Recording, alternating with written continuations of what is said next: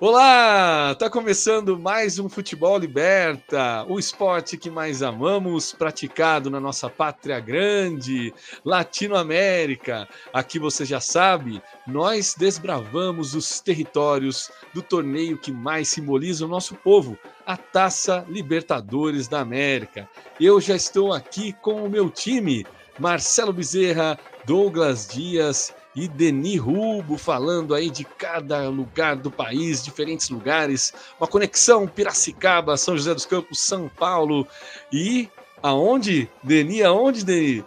Dourados, para o Deni perceber que eu sei Não muito vou bem de responder rota. mais essas coisas. Deni mora em Dourados, no Mato Grosso do Sul, tá ok? Que tem a sigla MS. Sei muito bem aqui de geografia. Um abraço também para o Jonas, nosso produtor, que está, né, que aniversariou, fez 27 aninhos. Um abraço, um beijo no coração aí do Jonas, que está aí melhor do que nunca. Para vocês que estão acompanhando a gente, nós já vamos falar aqui do futebol, tem muita coisa bacana. Tô com saudade de todos vocês, mas reitero, para vocês curtirem, né, as nossas redes sociais. Nós estamos no YouTube, lá, o Futebol Liberta, também com o mesmo nome no Instagram. Tem a nossa página de cortes, que eu recomendo vocês curtirem também. Tem lá os momentos mais legais, frases de efeito aí dos nossos grandes comentaristas. E também o nosso público aí do Spotify. Quem gosta de ouvir, tá indo para o trabalho, tá no carro. Eu deixo já aqui também um abraço para vocês. Também tem que deixar aqui um último abraço hoje, quem sabe não o último, né? Um abraço podem ser vários, para o meu amigo André Navas. André Navas, um amigo meu de infância. Teve uma rápida passagem pela Ferroviária, viu, Bezerra? Você Olha que aí. cobre aí o interior de São Paulo, passou rapidamente pelo Ferroviária, joga, né, jogou muito tempo na várzea de Taubaté, minha cidade natal, e é um fiel ouvinte do nosso programa. É um grande irmão que a vida me deu. André Navas, um beijo para você. Te amo. Vai começar aqui então agora o nosso Futebol Liberta. Tivemos a rodada número 5 e estamos uma semana antes da rodada número 6. Eu sou Lucas Martins e agora é exatamente 8h30 da noite do dia 23. Estamos gravando na quinta-feira hoje. Pessoal, nós temos situações bastante definidas já, com grande parte aí dos brasileiros já classificados ou ali já ameaçando classificar em segundo lugar.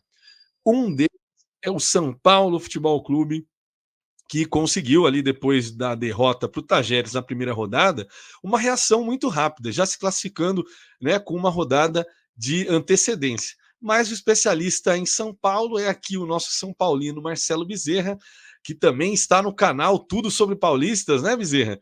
E ele vai falar aqui agora sobre o São Paulo para a gente, que chega na última rodada numa situação confortável. Está classificado, mas para não classificar em segundo e correr um risco de um sorteio meio maldoso ali, tem que vencer o Tajeres jogando no Morumbi.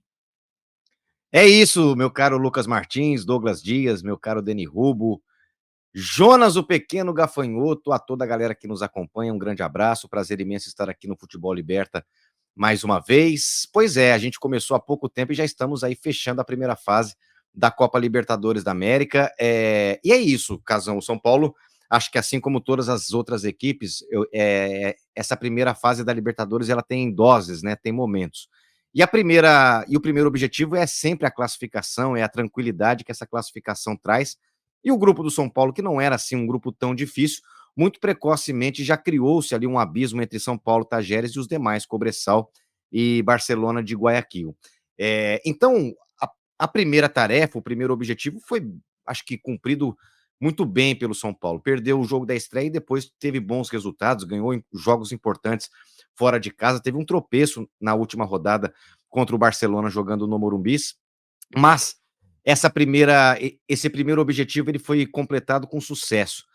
E não para por aí, né? Porque diante da possibilidade da classificação na primeira colocação, essa demanda já passa a ser o segundo álibi que todos os clubes aí estão brigando, estão procurando. Isso porque a importância de você poder não só decidir os jogos das oitavas em casa, mas principalmente de você evitar algumas pedreiras logo de cara. como, por exemplo, o fato de possivelmente encarar um Flamengo. Então, o São Paulo chega para essa partida vindo de um tropeço, mas um tropeço que, na realidade, do ponto de vista da pontuação, ele não alterou em praticamente nada. O São Paulo, mesmo se tivesse vencido o Barcelona, empataria em pontos com o Tajeres, mas mesmo assim ficaria atrás, o que praticamente o obriga a vencer o jogo da próxima quinta-feira, caso queira a primeira colocação do grupo. Portanto, o São Paulo está diante de uma vitória simples e eu acho muito possível, e acho sim que o São Paulo tem que concentrar forças nisso. Aliás, acho que todas as equipes que estão nessa situação de segunda colocação, brigando pelo primeiro lugar, eu acho que essa última rodada vai ser muito estratégica e muito importante nesse sentido. A gente sabe que tem equipes grandes que tropeçaram nessa primeira fase, e a gente sabe também que a segunda fase renovam-se as esperanças, mudam-se muitas coisas, o próprio espírito é outro, nós teremos toda uma Copa América aí de gargalo, de intervalo, em que a Copa Libertadores não vai rolar. Então, eu entendo que o próximo jogo do São Paulo vai ser um jogo muito importante e muito duro. Enfrenta uma boa equipe de Córdoba, que é o Tajeres. Nós já destacamos aqui, não é das mais conhecidas do cenário mais popular do futebol da Argentina, mas é um modelo, assim como a gente sempre enaltece o Red Bull Bragantino pela organização, né, um time pequeno, mas que consegue fazer bons planejamentos, montar bons times e performar bem nas últimas temporadas. Este é o Tajeres de Córdoba da Argentina. Então, acho que o São Paulo vai ter um duelo, assim, disparado, o jogo mais difícil e talvez dos melhores jogos dessa última rodada, tá? Porque o Tajeres também sabe dessa importância, também já chegou muito longe com essa pontuação e vai fazer valer pelo menos um empate. Então, é jogo para o Tajeres segurar e jogo para o São Paulo com o Morumbi lotado, com o torcedor presente, com todo esse ímpeto por detrás. E o técnico Zubeldia vem colocando essa marca no time, né? Um time muito guerreiro, muito brigador. Então, eu vejo que esse é o grande atrativo, talvez os grandes jogos da última rodada. Mas vejo assim, o São Paulo, acho que o São Paulo tem time para ganhar do Tajeres aqui. Vejo que não será uma partida nem um pouco fácil, vai ter um componente emocional muito pesado aí, mas eu acho que o São Paulo tem tudo, Casão, para conseguir essa vitória simples jogando dentro de casa e assim ir para a segunda fase na primeira colocação do seu grupo. E não vai ser segunda-feira, né, Bezerra? Porque eu não sei o que está acontecendo, só vejo jogo do São Paulo na segunda noite, até estava Loucura, né? discutindo. Cara, o que é isso? É acordo? Eu não tô entendendo nada. Tá totalmente fora do roteiro isso. Mas É, por que o São Paulo só joga na segunda noite?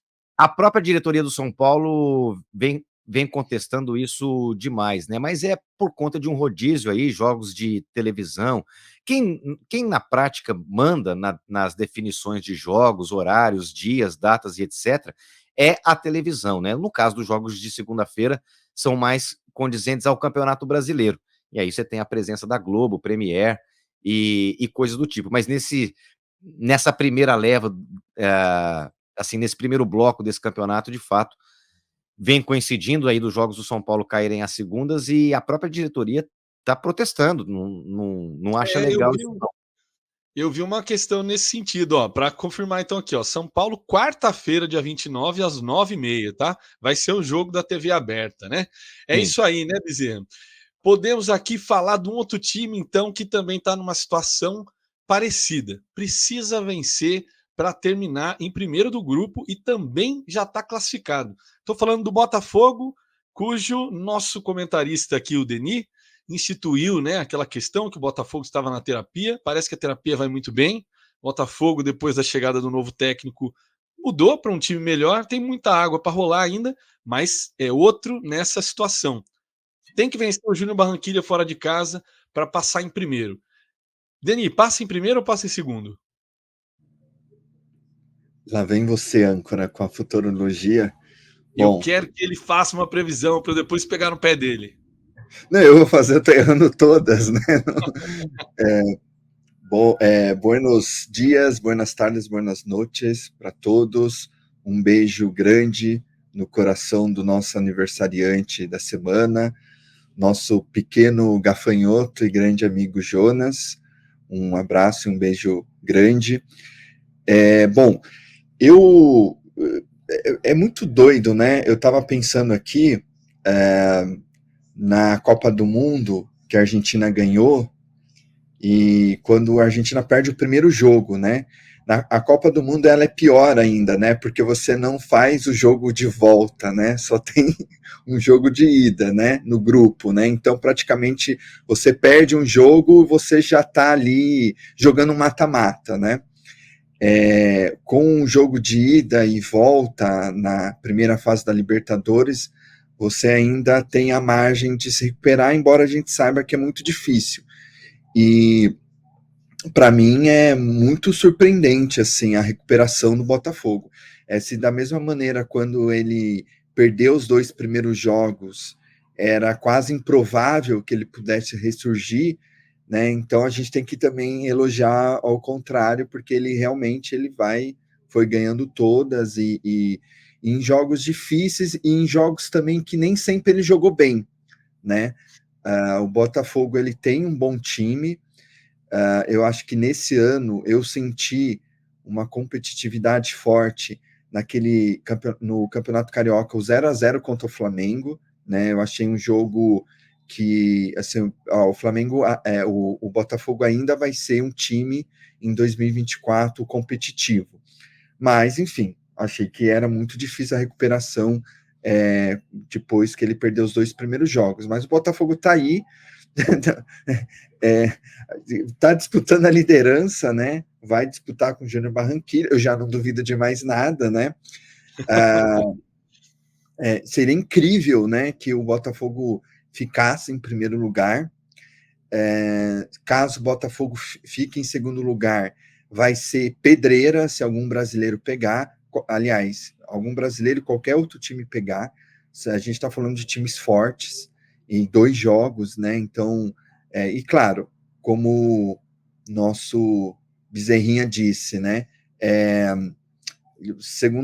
O mata-mata é um outro campeonato, novas esperanças.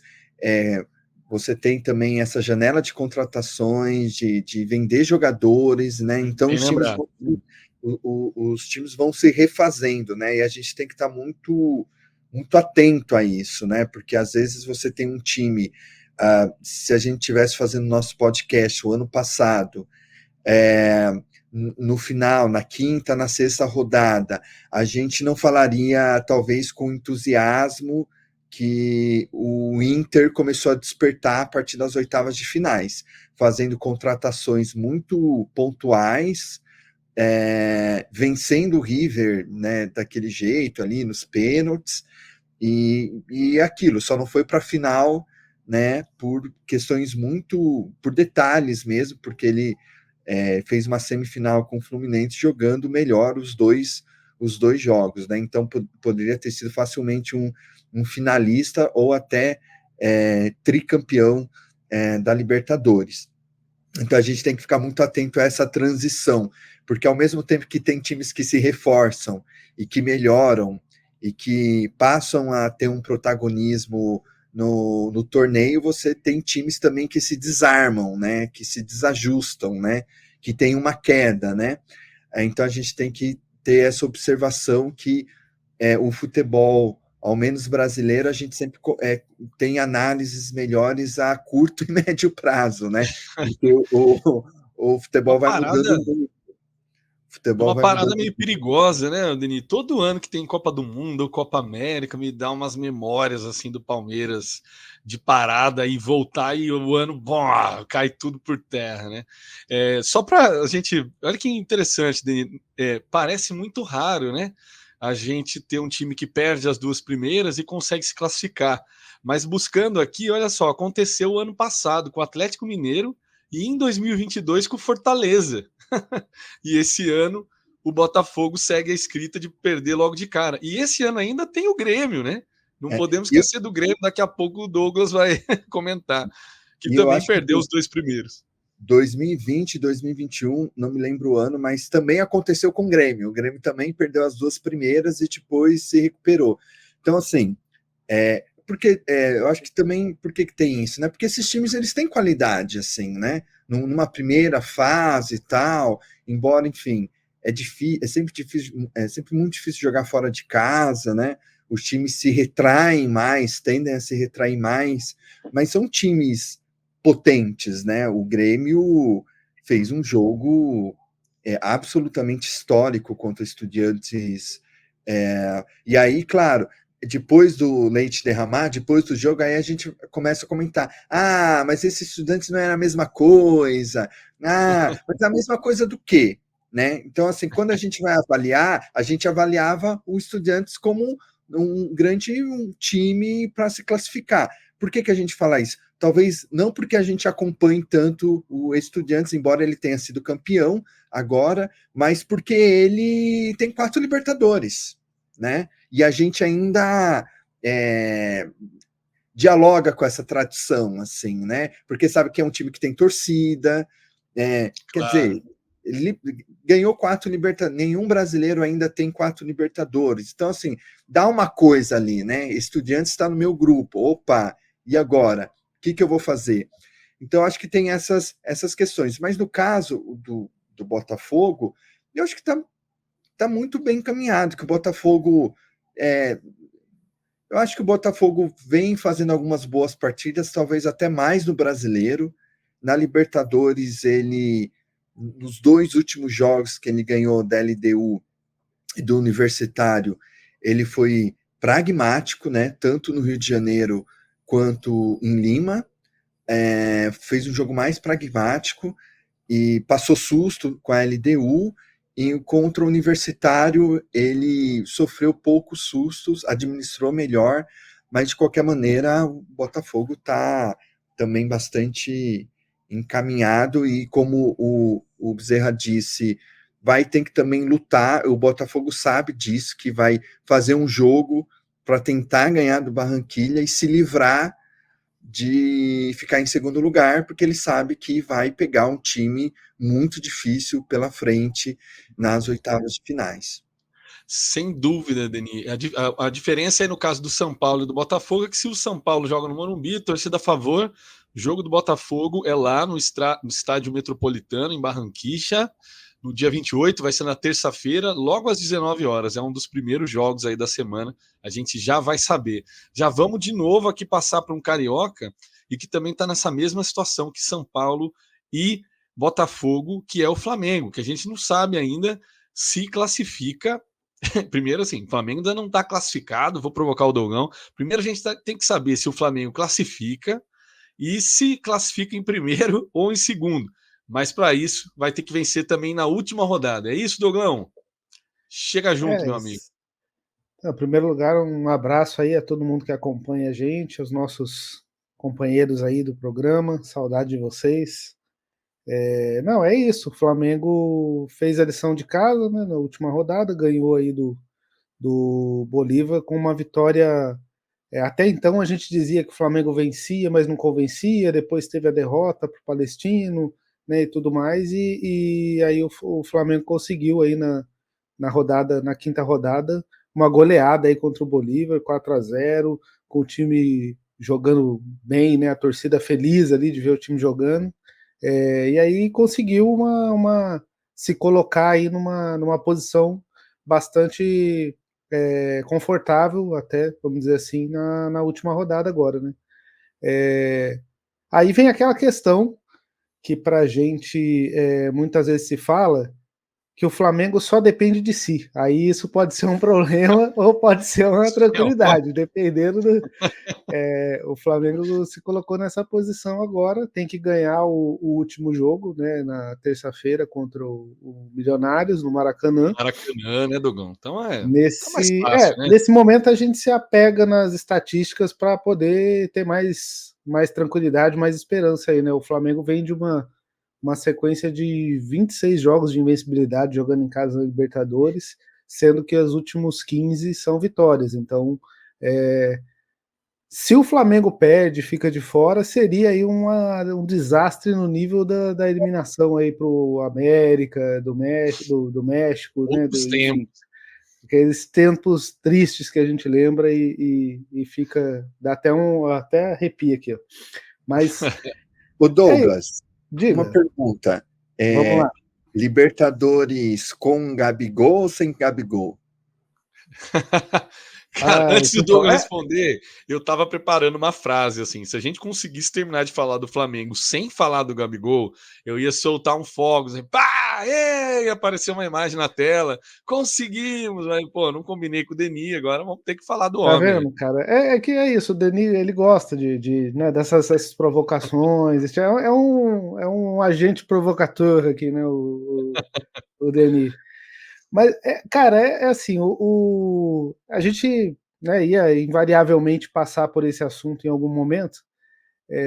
O Flamengo, assim, é o que eu falei, ele consegue uma vitória tranquila, aí a gente fala agora, time sem crise, com a vitória, partindo para a classificação, aí vem essa bomba aí, essa história toda do Gabigol e tal, então, assim, mais um elemento. Ontem, por exemplo, jogou contra o Amazonas, já foi, né, pela Copa do Brasil, conquistou aí a classificação 1-0, mas já foi aquele jogo que o torcedor já fica ali intranquilo de novo, já vê aquela dificuldade, enfim, então, é, eu acho que assim, cara, o Gabigol ele tem toda essa coisa do ídolo, né, essa mística e tal.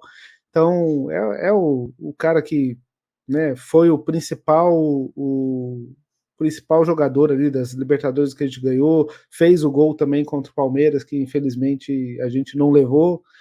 É um jogador que tem todo um, né, quando se trata de Libertadores, tem toda uma mística aí. Então, eu acho que se a gente conseguir manter ele aí dentro da equipe, embora ele esteja devendo muito dentro de campo aí, né, já há algum tempo, eu acho que é um reforço aí. Se a gente chegar nas próximas fases, a gente bota ele lá para ver se funciona o, o que ele tem feito nas últimas edições aí. Viu? Assim, dá para o Flamengo passar em primeiro ainda, mas é pouquíssimo Dá, provável, dá. né, Então, Dogão? eu ia Porque o chegar nesse ponto, Palestino né? tem que ganhar lá na altitude, é isso? Para o Flamengo passar em primeiro, o Palestino tem que ganhar na altitude do Bolívar, que é uma missão difícil aí, né? O Bolívar, dentro do seu domínio ali, é um time muito, muito forte. E o Flamengo ganhar do Milionários em casa, né? Aí ficariam os três times aí com 10 pontos, né? E aí seria decidido no saldo de gols, no qual o Flamengo tem um pouco mais de tranquilidade, tem um saldo de gols maior aí, né? Então, a chance existe, mas é muito pequeno. O mais provável é que o Flamengo, se não acontecer nenhum desastre, confirme aí a classificação na segunda posição, né? E assim, o que me chama a atenção até do grupo é o Milionários. Teve até uma, uma certa repercussão que quando o grupo foi sorteado, ali logo no começo, a mídia colombiana falava que o Palestino seria o comodim, segundo eles, né? Seria ali o time para completar o grupo, né? O Coringa ali que ia apanhar de todo mundo. E o Milionários é que chega aí na última rodada sem chance de pegar sequer uma Sul-Americana, já eliminado, não vem bem também no Campeonato Colombiano, então, enfim. Então, isso aí os jogadores, a mídia chilena, até os próprios jogadores comentaram sobre isso, né? Não era o Comodinho, e hoje o Milionários é que não tem chance de nada aí. Então, Aliás, pegando essa deixa aí, para mim, duas grandes decepções: Milionários e a LDU, cara. A LDU nessa Libertadores, para mim, foi um fracasso retumbante, porque vinha de Sul-Americana, de, né, final da Recopa e tudo mais. E o que aconteceu, né? Bom, o futebol latino-americano. Aqui no chat nosso aqui, olha, não é o chat ao vivo, mas o nosso chat privado aqui, o nosso amigo aqui, Jonas, mandou aqui, olha, rumores de Gabigol no Grêmio. Caraca, cara, no Grêmio. Tá... eu já ouvi, só essa semana eu já ouvi o Gabigol no Atlético Paranaense, no Grêmio, no Bahia. Real Madrid.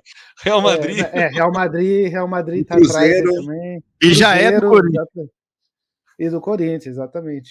Vai ter que dividir o Gabigol em 5 aí para ele jogar em todos os lugares. Nossa, mas legal. Eu gosto do Gabigol porque ele é esse personagem. O futebol precisa ter esses caras. A gente sente falta, né, de um cara que saia da caixinha um pouco. Porra, nosso futebol sempre foi feito disso, gente. Romário, porra, dos anos 90, então nem se fala. Tinha uma gama de personagens que traziam entretenimento além do bom futebol, né?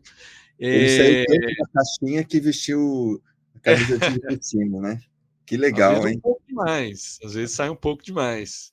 Eu, como não sou flamenguista, eu acho o máximo. Mas eu acho que o flamenguista tá bem dividido também, né? Depois a gente pode retomar isso daí com mais tempo. Acho que tá bem dividido em relação ao Gabigol. Parte da torcida ficou né, bem brava, mas uma parte ama incondicionalmente, não tem que dizer, né? É parecido com a história do Abel lá, assinou com o clube Qatari, não assinou e tal. A torcida do Palmeiras, pelo que eu tô vendo, uma parte se preocupou, mas a outra parte, pô, cara, deixa quieto, não vamos brigar não, toca para frente.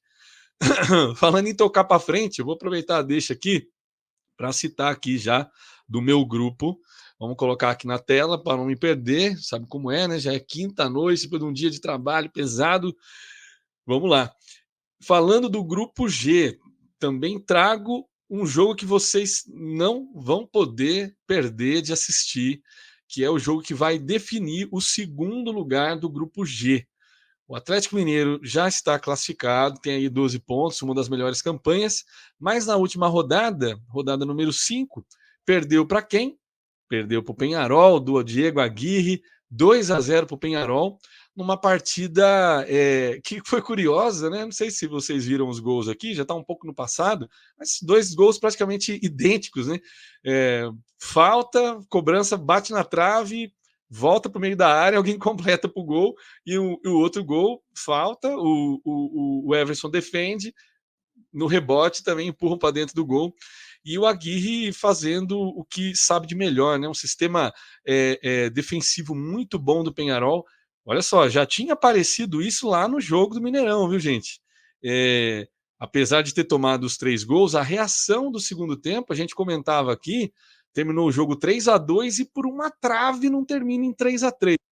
Acho que o Peñarol favoritaço para essa última rodada, porque joga em casa e também porque joga pelo empate, mas por esse bom momento do Peñarol, né? Peñarol foi campeão da abertura do Campeonato Uruguai, torneio Apertura, no sábado, com 2 rodadas de antecedência, e isso é fruto do trabalho que o Aguirre vem fazendo dentro e fora de campo desde o início da temporada. Dentro de campo a gente pode falar, gente, Peñarol hoje é um time que tem um sistema bem fácil de enxergar em campo, que os jogadores já assumiram, já entenderam e assumiram as ideias do Diego Aguirre. É um time que também, a exemplo de alguns times como o Palmeiras, como o Atlético Mineiro, tem feito uma rodagem do elenco bastante interessante. É necessário nesse calendário maluco, que no Uruguai também não é muito melhor do que aqui. E para essa última rodada, vai pegar o Rosário Central, que, muito bem, venceu o Caracas, né, jogando em casa, mas tem todo aquele elemento que a gente vai ter que voltar lá na primeira rodada, a pedrada no rosto do Max Silveira e Vai ter volta? Essa vai é a ter pergunta. volta. Tá aí. Nós vamos ver na terça-feira, vamos jogar aqui a tabela, nós vamos ver se vai ter volta. Eu acredito que, não sei, cara, se a volta talvez pode ser depois do jogo acabado e o Peñarol classificado, né? Mas eu acho que a volta vai ser depois desse jogo, terça-feira, dia 28, às 19 horas, lá no Campeão del Siglo. Obviamente que vai estar abarrotado para ver o Peñarol do Aguirre, Peñarol campeão, confirmar aí esse segundo lugar. Meu palpite é que passa Peñarol. Eu falei que o Aguirre também estava trabalhando nos bastidores, né, para tentar dar uma para evoluir, né, o futebol do Peñarol, coisa que tem acontecido. No início da temporada, né, se noticiava muito na imprensa uruguaia rusgas de dirigentes do Peñarol, coisa que vinha a público. E aí eu vou falar para vocês, cara, o Aguirre é muito esperto. Ele resolveu essa questão, sabe fazendo o quê? Vocês têm uma dúvida? Eu falei lá no grupo, ver se alguém, ver se alguém percebeu. Mas para o nosso ouvinte aí, sabe como que o Aguirre resolveu as rusgas de bastidores, inclusive de jogadores, viu? Teve um jogo do Peñarol lá, 2 deles quase saíram no tapa. Alguém arrisca aí a dizer? Fez um grande churrasco uruguaio. Tem briga que resiste a um churrasco uruguaio? Fala para mim, Deni. Não tem, né? Deni é vegano. Esqueci que o Deni é vegano, cara. Putz, desculpa o nosso público vegano. Tô brincando. Fala, Deni. Vamos, manda bala. Não, âncora, acho que esse Peñarol e Rosário Central é puro suco da Libertadores. Esse aí tá De jogo. imperdível. Sabe aquele cinema ali que vai passar uma sessão só? É aquele filme que todo mundo vê, é Peñarol e Rosário Central. Aí tem que pegar pipoca, Eu porque acho. vai ter de tudo. Vai ter de tudo. Não sei quem que vai ganhar, quem que vai perder, mas vai ser aquele jogo de Libertadores gostoso. A torcida do Rosário Central deve encher a parte dos visitantes, e a gente está Vai. falando de duas torcidas maravilhosas, belíssimas, assim, né, que sabem torcer, né? Sim. E tem todo o primeiro jogo, então vai ser aquele jogaço, ou aquele anti-jogaço, mas que a gente gosta um pouco da Pode Libertadores. traduzir, Casão? Pode Traduza, traduzir. traduza. O Denis falou em Denisês aí, que é o seguinte, o palpite dele é 7-7 e briga no final.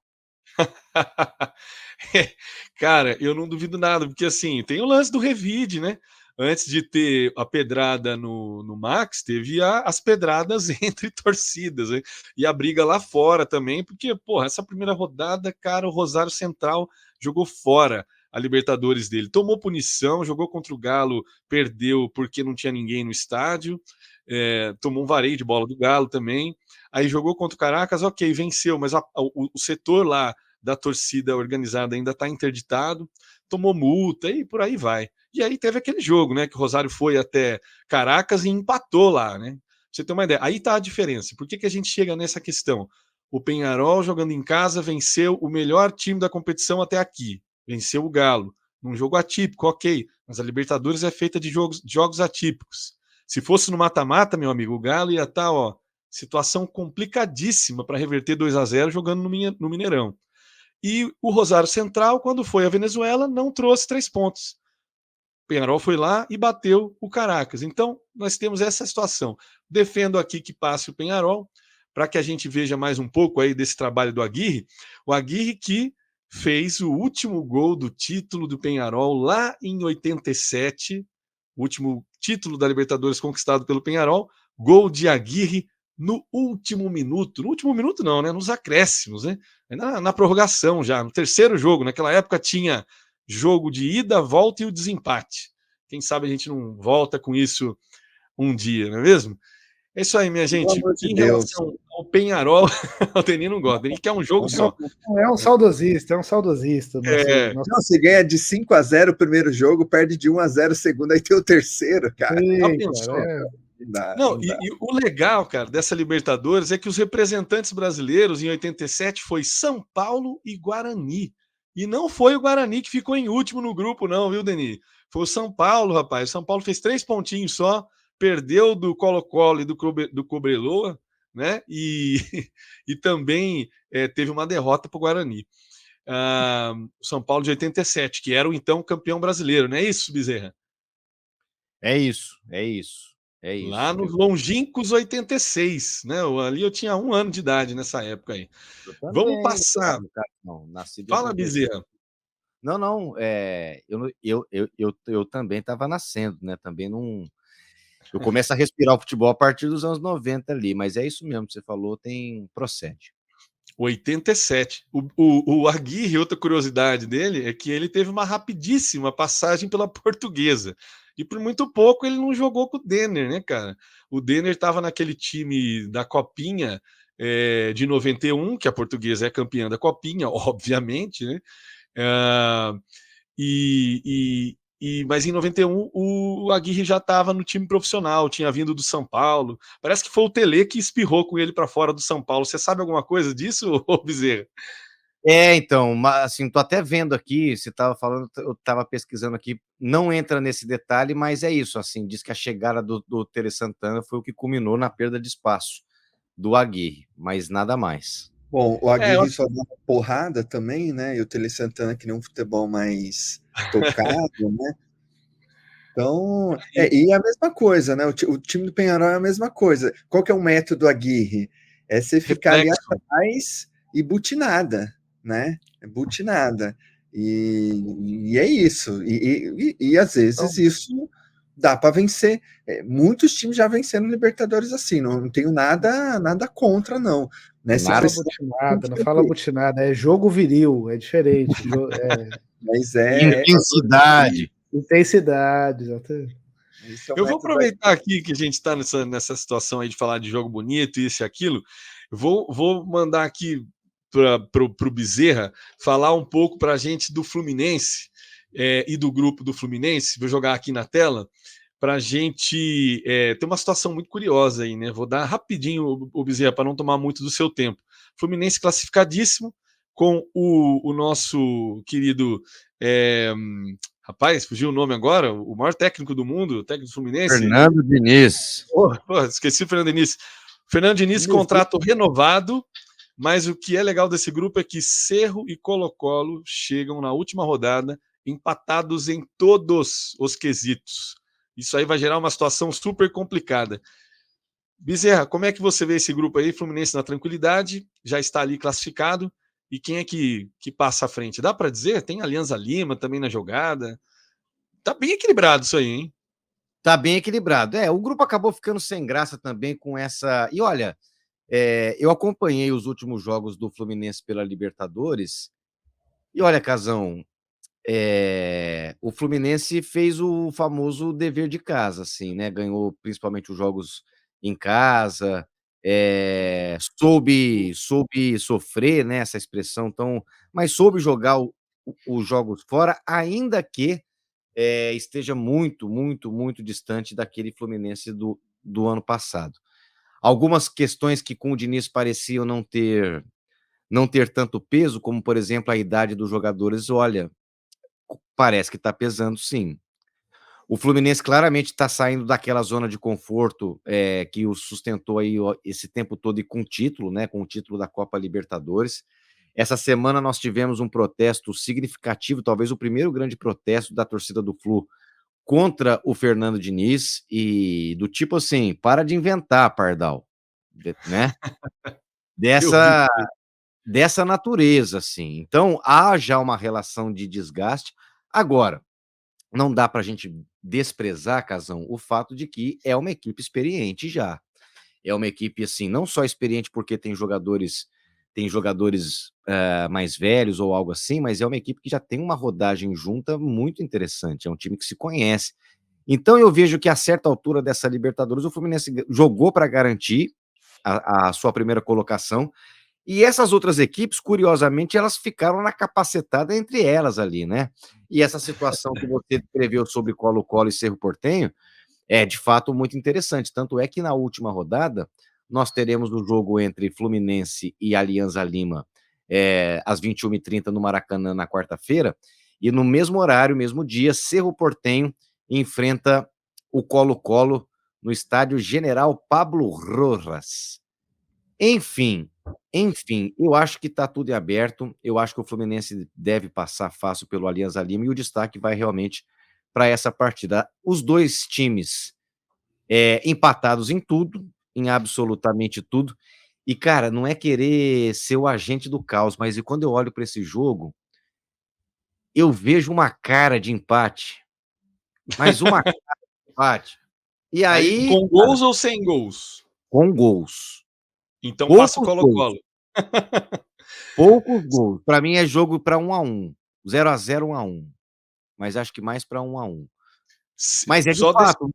E duas camisas pesadas, vale dizer, né? Tanto Colo-Colo no Chile. Aliás, quando eu fiz a descrição desse grupo lá na estreia, eu disse exatamente isso. Por exemplo, são camisas pesadas cada uma dos seus países, mas que não vivem bons momentos. Então, por exemplo, passe Cerro, passe Colo-Colo, na segunda fase nós teremos time grande, camisa grande, estádio grande, torcida grande, componentes de Libertadores que nós amamos.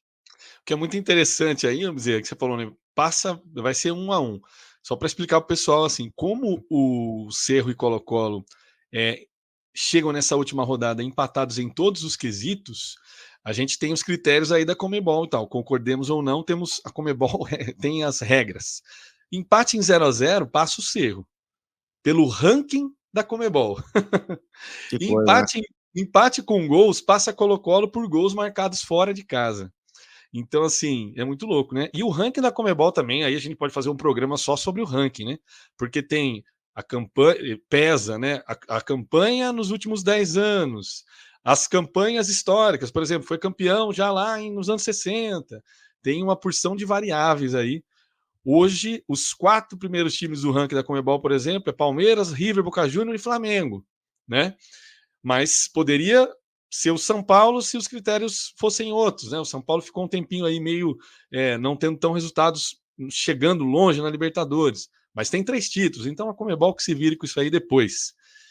Mas é isso aí, o Bezerra. Acho que é isso, né? Um grupinho que Fluminense acabou não tendo nada mais Nada. a disputar aí, jogou feio quando tinha que jogar, classificou, e a gente pode passar para um outro time que também já classificou em primeiro, está tranquilo e acabou de empatar 0-0, rapaz, o Palmeiras, o Denis, 0-0 aqui, Palmeiras e Botafogo de Ribeirão Preto, resultado que classifica o Palmeiras para as oitavas, mas que papelão, hein, cara? Ou não? 0-0 fora de casa, tá legal. Eu tava suando frio aqui, né? Eu tava vendo. Olha aí, Jonas. Agora a hora do corte é agora. Eu Fala aí, tava Denis. vendo. Eu tava vendo uma parmeirada, tava esperando alguma coisa assim. Eu acho que também tem um pouco isso, né? Você tava se reclamando muito que o Flamengo não tá jogando bem, agora vai ter, né? Reclamação de que o Palmeiras não tá jogando bem, o Palmeiras fez um jogo agora bizarro, mas o Palmeiras vem bem na Libertadores, né? O Palmeiras parece que ele tem uma concentração bastante diferente na Libertadores. Ele passou por 2 apuros, o apuro no novo gasômetro, na primeira rodada, e saiu de lá com empate, não sei como, né? Poderia até ter saído, ter virado esse jogo, mas o fato é que o São Lourenço perdeu muitos gols, mas o Palmeiras saiu com empate vivo, e a virada também contra o Independente do Vale, que aliás é uma outra decepção, né? É uma outra Boa. decepção. Tá na lista aí também. Talvez fosse o time do pote 2 que mais se temia, embora não tenha tanta tradição quanto outros, mas mais se temia o Independente do Vale, porque o Independente do Vale já fez um grande estrago aqui com os brasileiros. E realmente não foi. Talvez o único jogo que o Independente do Vale foi melhor foi contra o Palmeiras, e o Palmeiras virou, Sim. né? A última rodada o Palmeiras fez um jogo contra o Independente do Vale, jogou bem, mas assim, jogou pro gasto, né? Mas com uma concentração mais forte. E eu acho que a grande surpresa não é nem o Palmeiras, né? Que nós imaginávamos que o Palmeiras ficaria em primeiro, ainda que o grupo fosse um grupo. É um grupo difícil, né? O Palmeiras está passando bem num grupo difícil, pode ter a melhor campanha da Libertadores, já nem sei mais por quantas vezes seguidas, mas o próprio Palmeiras sabe que isso não significa nada, né? Ele, inclusive, foi tricampeão da Libertadores, onde ele não fez a melhor campanha, né? Mas acho que é o São Lourenço, né? O São Lourenço, como também o Botafogo, ele parecia que era muito difícil ressurgir, e a sua torcida apaixonante e apaixonada carregou o São Lourenço para ganhar 2 jogos e para voltar ele a disputar uma possibilidade. Lembrando que em 2014 o São Lourenço foi campeão da Libertadores, passando na primeira fase, na última rodada, se classifica e depois é isso. Pega ali o mata-mata e consegue melhorar, né? Virar um time muito difícil, chegar na final e é campeão. Então, o São Lourenço, que parecia morto, né? Não está. e pode ser um time que vai acompanhar o Palmeiras na próxima fase da Libertadores. O São Lourenço, ele, eu fico pensando assim, como que o torcedor do São Lourenço olha para aquele primeiro jogo, podia ter terminado o primeiro tempo uns 3-0 para o São Lourenço, né? E aí seria talvez o São Lourenço em primeiro do grupo nesse momento, né? Eles conseguiram, depois de um resultado ruim também contra o Liverpool no Uruguai, né? No último minuto tomou o golzinho, conseguiram dar essa volta e estão aí. Eu acho que é um jogo, cara, apesar de ser a despedida do Endrick, vai ser uma carga emocional grande, né? A despedida do Endrick, né? Do futebol brasileiro.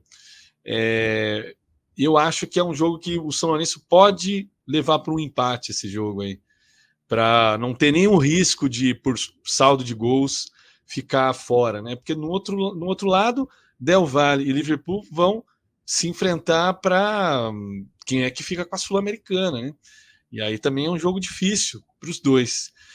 É isso, né, Denis? Eu ia falar aqui, cara, passando para o próximo grupo que a gente vai abordar hoje, passando para o último grupo aqui, o grupo grupo grupo H, que assim, de certa forma, assim, eu durante a semana lendo sobre o River Plate, me aproximou um pouco assim o River do Palmeiras, no sentido de que é um time que, bom, é o atual, né, campeão argentino, foi campeão em 2023, foi muito bem na primeira fase do campeonato argentino, terminou na liderança do próprio grupo. Também começa bem a segunda fase do campeonato argentino, está liderando com 6 pontos. Mas quando vai para o mata-mata, meu amigo, o De Michelis está tendo dor de cabeça, viu? Dos 11 mata-matas que o River teve no comando do De Michelis, ele perdeu 5 vezes. Fala, tudo bem, 54%, mas a gente espera mais do River, né? E as últimas 2 eliminações, eu não sei o que o River vai levar dessas eliminações para a próxima fase da Libertadores. Porque se na Copa Argentina ele é eliminado pelo Boca, e aí tem todo aquele componente do rival, histórico e tudo mais, nessa semana, na terça-feira, dia 22, né, foi isso? O River cai para um time da segunda divisão, Temperley, e tomando um gol no último minuto, aí vai para os pênaltis, nas alternadas, River Plate fora. E é assim, cara, toda vez que o River é eliminado de uma competição, parece que. Aí eu aproximo o River do Flamengo, tá, Dogão? Parece que, de novo, a sombra do Galhardo aparece. Pô, mas o Demichelis não é o Galhardo e tal. Quando foi eliminado pelo Boca, o papo era que, assim, não é possível que o River tenha abandonado a posse de bola e que quer que seja campeão de alguma coisa. E dessa vez agora, estão batendo no Demichelis por uma frase que ele disse, assim, a câmera conseguiu pegar, antes da disputa de pênalti, ele falando assim: olha, eu quero linguagem corporal de convicção, não quero dúvida, não quero, como fala, a palavra em português sumiu, eu quero afirmação, né? Eu quero jogadores afirmativos. E aí, cara, eu fiquei pensando, viu, Bezerra? Empoderamento. Isso, quero, né? Pô, demonstrem que vocês vão passar de fase. Cara, se você tá precisando falar isso pro seu time na hora de bater o pênalti, alguma coisa está errada. Alguma coisa está errada. Isso é a desconfiança, né, vamos pensar assim, esses momentos poxa, você não precisa falar para o seu jogador, numa decisão de penalidades, vestindo a camisa do River Plate, que você tem que demonstrar tá vivo, né. Essas coisas acontecem, cara, no São Paulo isso foi muito frequente por uma década, por exemplo, isso é muito comum. Não é o caso do River, né, não é um time que vem de, assim, de grandes gargalos para se ter essa pressão toda, para que isso implique, por exemplo, em jogadores com medo. Agora, cá entre nós aqui, né, casão, amigos, é demais, né, você vestindo uma camisa do River Plate ser cobrado de postura, né. Enfim, é estranho. Limito-me a isso. É um grande, é um gigante, não tenha dúvida, mas que é esquisito, é. E só para fechar essa questão, e nós colocamos aqui em debate, não me lembro se no último ou no penúltimo programa, quando a gente falava do Thiago Carpini, como técnico do São Paulo, o que pegou para o Carpini, assim, além do resultado, é claro, Mas a ausência de expectativa, ela era oriunda desse elemento aí que você colocou. Assim, de olhar para a cara do cara, ele tá assombrado, assim, você vê que fala, cara, o que que eu tô fazendo aqui? Sabe quando você arranja aquelas enrascadas na vida que você tá, não sei o quê, e aí a hora que você tá diante da enrascada, você fala, não, mano, mas não era isso, eu não queria isso. E dá a entender um pouco essa questão, assim, não é amarelar, né? Isso não é amarelar, mas é assim, é quando você chega numa situação assim e fala, poxa, não era para chegar desse jeito. Agora, do mesmo jeito que tem um trupicão desse, né, Casão, o River é daqueles que embala uma sequência aí depois, né, igual o Flamengo vive em crise, ganha um jogo rumo a Tóquio. Exato. Então eu vejo mais ou menos isso, assim, acho que é por aí, sabe, do mesmo jeito, é um pêndulo, né, que oscila muito, né, que oscila muito. Por exemplo, para chegar É, num nível de Palmeiras que tá apanhando, perdendo de 2, de 3 e manter a cabeça fria e pá, 3-1, pá, 3-2. Isso é muito. Esse, para mim, é o grande trabalho do Abel, por exemplo, de um bom treinador que consegue manter isso. O resto vai muito também no aleatório, assim, do trabalho tático e tal. Mas essa questão psicológica, ela sim é uma caixinha de surpresas, viu, Lucas Martins? não, e foi até interessante, cara, porque isso deu página de jornal lá na Argentina, né? E o Olé chamou um especialista em linguagem corporal para analisar a linguagem corporal de todos os jogadores, inclusive do técnico do Demichelis. A primeira coisa que eles encontraram é o seguinte: pô, o próprio Demichelis estava assistindo o jogo todo encolhido, cara, agachado e tal, vendo. Aí, pô, tá cobrando dos caras peito aberto e tá todo encolhido lá no banco, não dá. Lá eles Mas, tiveram que recorrer ao especialista em linguagem corporal porque não tem a inteligência artificial do Textor lá, será? Ou o que que é? cara, Podia. fala baixo, não fala isso alto para eles não ouvirem, senão eles vão querer contratar esse negócio aí, Dogão. E só uma nota aqui, o plantão esportivo, que não para, nota tá aqui no Globo Esporte, John Textor processará Dona Leila Sim, Dona Leila Pereira ou a tia Leila. sim, por injúria e difamação. Processos É. rolarão. E o pessoal tem advogado, viu? Não brinca, não, esse Cara, processo não. imagina a batalha de burgueses que não é isso daí, cara. John Textor contra Leila Pereira, tipo, é um cara, o sistema rentista brasileiro contra um empresário americano. Cara, isso aí eu quero que eles se matem, cara. Pode se matar aí que vai ficar ótimo. E não Nessa tem briga eu fico jeito, do não. lado da briga. É, você torce pra briga. É igual quando brigou a Globo e o Bolsonaro. Falou assim, pô, eu torço pra briga. Com todo respeito, né? Com certeza. Mas eu tô nessa também, ô Bezerra. A gente torce para que a coisa vá para frente, a gente consiga deixar um pouco de lado isso daí. Cara, a gente parou. Começou com a polêmica do Texas, né? Depois teve a polêmica da paralisação dos jogos aí. Só para a gente encerrar o programa, queria que o Dogão falasse um pouquinho aí do que aconteceu com o Grêmio, né? Nessas semanas, né? Porque eu sei que voltou a treinar e tal. Tem jogo, né? Do Grêmio essa semana, né, Douglas? Retoma a partir da última rodada, não é isso? Agora volta, É, dia 21. exatamente. O Grêmio joga no dia 29, né, 29, ótimo. contra o Strongest no Couto Pereira, né?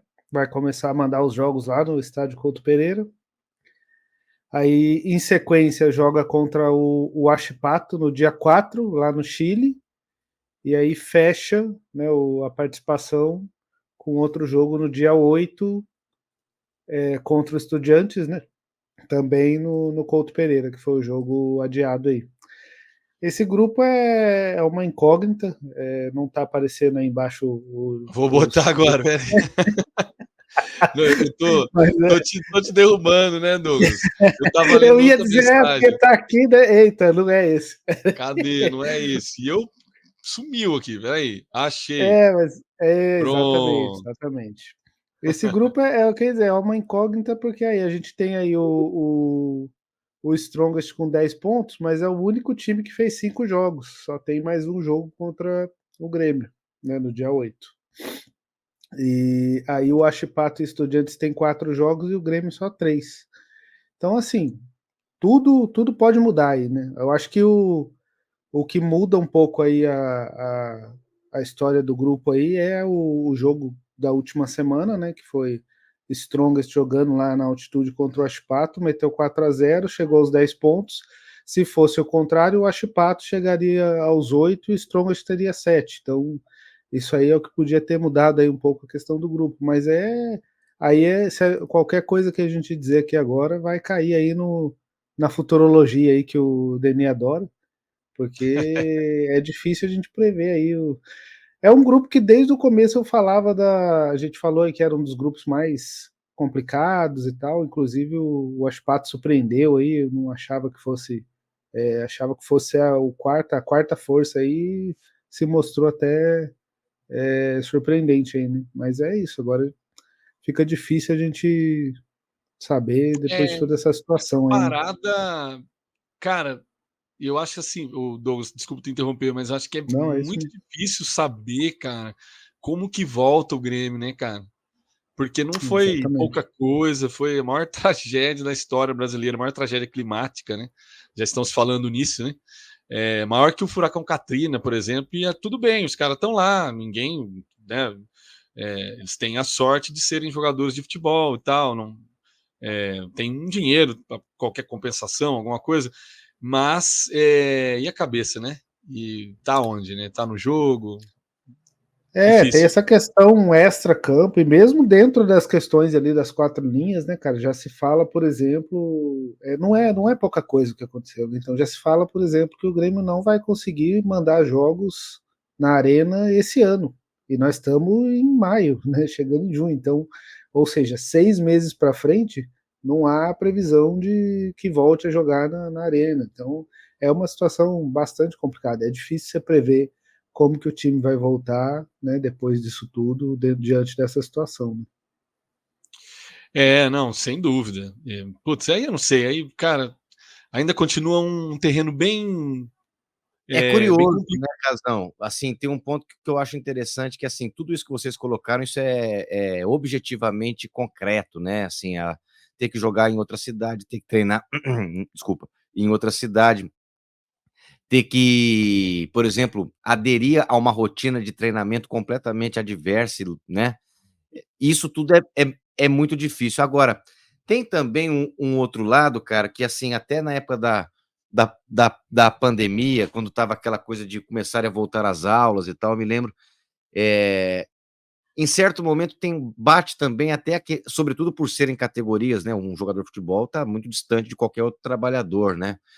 Mas assim, a coisa de retomar até para esquecer, não para esquecer no sentido, assim, eu não tô nem aí para o que tá acontecendo lá no meu estado, Claro. não é isso, mas é a virada do disco, assim, fala: "Pô, é isso, o normal virá com as atividades", e pode lembrar, por exemplo, quando o futebol voltou para valer, ainda nós estávamos em pandemia, mas o astral, assim, porque o futebol tem esse poder, né, cara, assim, não é como outra profissão qualquer, como outro trabalho qualquer. Então, Claro, claro. eu vejo que isso pode ser uma força motivadora, assim, tanto de Grêmio, Inter e Juventude, sabe. E até uma coisa, assim, um álibi para poder superar tantos e tantos Perfeito. acho que nós já até falamos isso aqui, desportivamente já foi. Desportivamente, assim, o campeonato já criou-se um gargalo que é impossível de ser corrigido, né. É impossível reparar o que foi essa tragédia em Porto Alegre e em todo o estado, ainda que aqui mais, ali menos e tal, mas enfim, isso está dado, né, isso não tem como também corrigir, cara, sabe.